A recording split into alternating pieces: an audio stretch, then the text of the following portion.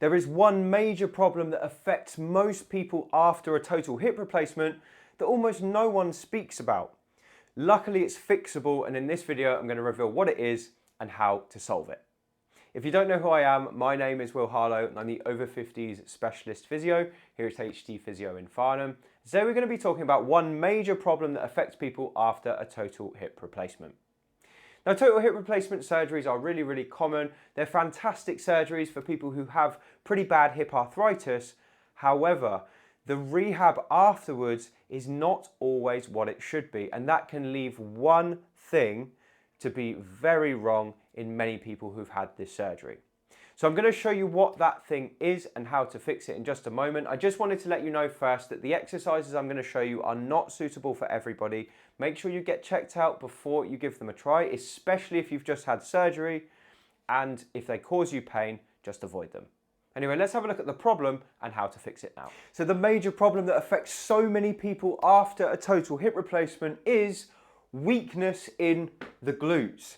Now, this is unbelievably common, yet I see almost no one talking about this online, and it does represent a huge risk for people who've had a total hip replacement surgery. So let's talk about why the glutes get weak after a replacement surgery and what to do about it. So the glutes get weak because obviously with a hip replacement surgery, there's an incision that's made into the hip, either at the back here or at the front here, depending on how the surgeon went about it. So once you've had your joint replaced, that represents a massive shock to the whole body. And what the brain does when it interprets all this trauma that's happened is it temporarily shuts down all of the muscles around the hip.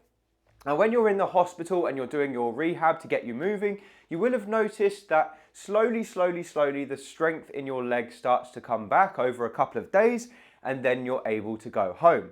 But one of the biggest things I see is that in the hospital, no one gets you doing exercises to strengthen your glutes. So what happens is you start moving around again, and the other muscles of your body are very good at compensating for weak glutes. So I find people who come and see me 12 weeks or even a year after a hip replacement, and they've never regained the strength in their glutes, but they don't even realize that they're weak. And the reason they don't realize is because their back has started to take over, the hamstrings have started to take over, and the other muscles at the front of the hip have started to take over from the glutes. So if you've had a total hip replacement, I reckon at least 75% of you have got weak glutes, and that's what we're going to talk about improving today. If you don't improve your glute strength, you are at risk of back problems, you're at risk of knee problems, and your new hip is not going to be getting the protection that it needs to keep it healthy. So with all of that bad news out the way, let's talk about what we can do to fix the weak glutes. If you've had hip replacement surgery, one of the best exercises for you to strengthen your weak glutes is the clam.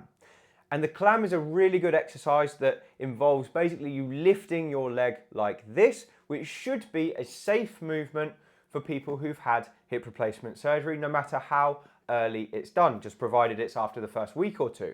However, there are rules with hip replacements that people shouldn't cross their leg over the midline.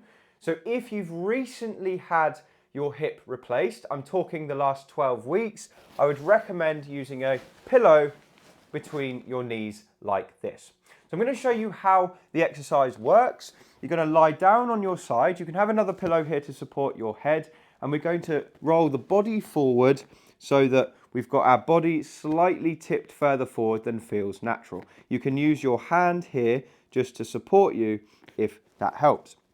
Then what we're going to do is we're going to keep our feet together, so the feet aren't going to separate. We're going to keep the body forward as we move, and we're just going to lift that top knee off the pillow as high as we can, hold for a second, and then pop it back down like this. And this is a nice early stage glute exercise for people who've had their hip replaced. Many people who do this, they're surprised at how difficult this feels because they've just never used this muscle in isolation before. And even though the leg feels nice and strong, when they isolate the glute, there's almost nothing there in terms of strength. Now, when I'm giving this exercise to people who've had hip replacement surgery, what I like to tell them to do is experiment with the angle of the hip. So they might want to do it with a 90-degree angle here and try that. You're going to feel that the muscle is working differently when you do it in this way. You can also try with the legs right down there, so you're almost flat, and then trying to lift again. Again, you're going to feel that the glutes are working differently, but any angle works well. I would try and do a variety of them. So you might do 3 sets, 10 or 15 repetitions each time with a different angle of leg whenever you're doing it. Now, if you're beyond 12 weeks after surgery, it should be safe to do it with the knees together, and that allows you to just get a little bit more of a range of motion on that hip. Obviously, check with your physio or your consultant before you try this, but for most people after 12 weeks, this is going to be totally safe. Making sure you're keeping that body forward. I tell people to have a hand flat because that obviously just helps with control. If you're happy just keeping your hand like that, you can. But really the goal is to take this muscle here to the point of fatigue. You should feel the ache just below the belt line, definitely not above the belt, and not down in the hamstring as well. If you can feel it in here or here, then you need to slightly change the angle or slightly change the position of your legs until you feel it right there. So do that exercise 3 times over, so 3 sets of 10 repetitions, and that's a great way to start a glute strengthening program. Before we go any further, I just want to tell you about 3 Tip Friday.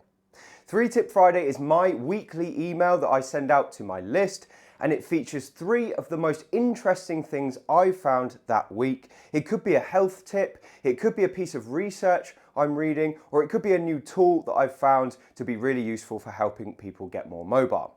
It's totally free. I just send it out once a week. There's no annoying promos inside, and you can sign up for it by going down below this video and entering your email in the 3 Tip Friday link. Once you've been doing the clam for a while and it starts to become easy, we're going to move on to the hip abductions lying on your side. And this is a much more difficult exercise for people when they're just getting started. So you probably won't want to do this until about 8 weeks after your surgery for most people, I would say, to make sure you've got a nice solid foundation before you use the wrong muscles. But here's how the exercise looks. Again, if you want to do this before the 12-week mark, we're going to use a pillow which goes between your legs like this, and we're going to lie right flat on our side just like we did before for the clam.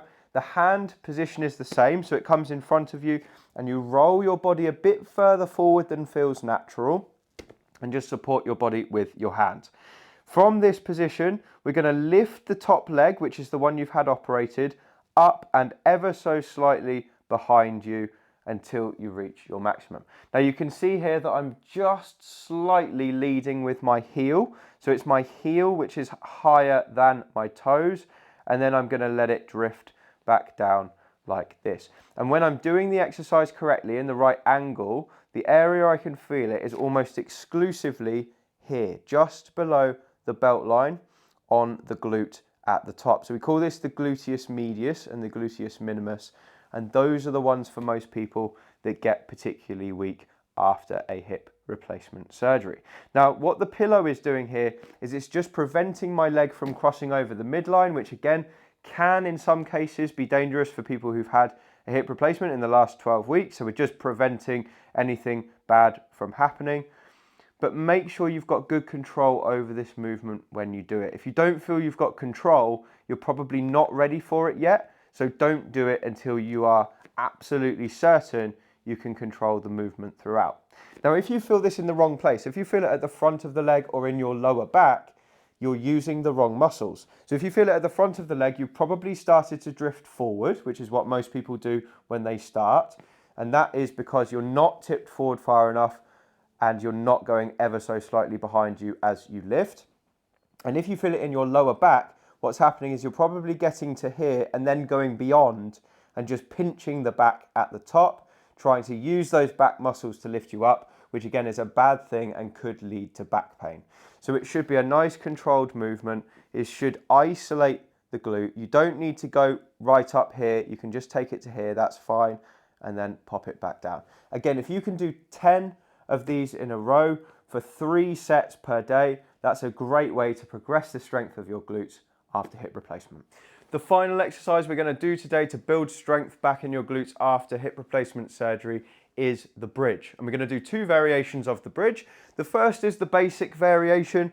And the bridge looks something like this. So we're going to lie on a flat surface. You can have your head supported on a pillow, or you can have it flat if you want to do it in the absolutely correct way.